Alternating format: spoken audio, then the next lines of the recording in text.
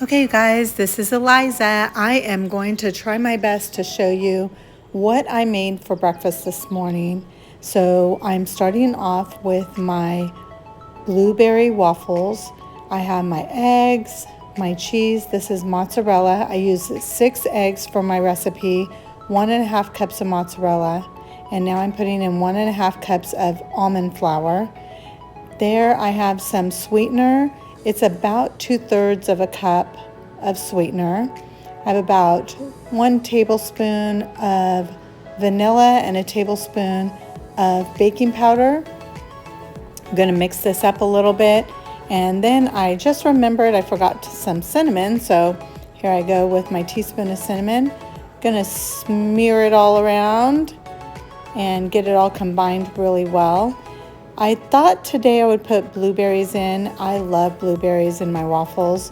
I usually put either 1/2 cup or 2/3 of a cup of blueberries in. I have my 4-up dash waffle maker here. I have it preheated and I sprayed it with some spray. I use a cookie scoop to help keep everything even and so they don't spread out too much and overflow. And that keeps it consistent. It keeps the batter consistent as far as the shape is concerned. I cooked these for a little less than 1.5 minutes. Look at how perfect they are, nice and golden brown. They're amazing in the freezer. So after I let them completely cool, I'll put them in the freezer and it kind of dries them out a little more so that when you're using them in the future and throwing them in the toaster, they get a little bit more toasty. So I also decided that I had this whole batch of strawberries that were starting to go bad. They're just like really ripe. So they're not the type that I like to eat, but will go amazingly with this topping that I put on top of my blueberry waffles.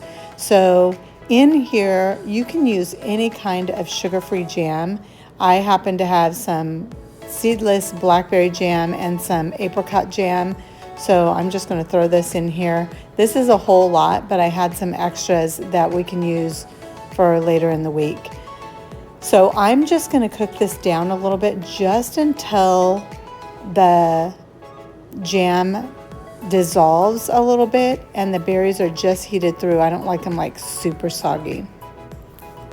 Now I decided to cook some bacon and make some eggs on the side. So I'm cracking some eggs in a bowl here and then I'll get them all whipped up. I like to put butter in my eggs. It makes them so delicious.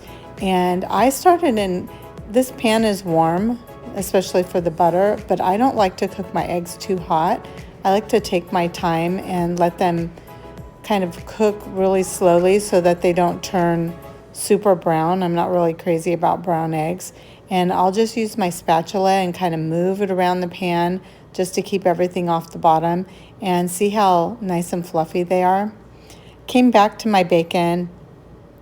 I like to cook my bacon. I think I finally figured out how I like my bacon. I think my kids were really little and I realized I just like them super crispy, but I cook them kind of slow. I'm putting my blueberry waffles here, finishing up with my bacon. Again, with the bacon, I wait until the white part turns like a light color golden brown. And now I'm going to plate my dish. I have these delicious, fluffy eggs. I have my crispy, thick sliced bacon. I like pepper bacon when I can get it, but I think this is just regular bacon. And then here you have our delicious berry topping for our blueberry waffles. I'm telling you guys, I've already eaten this and it is thebomb.com. Love you guys.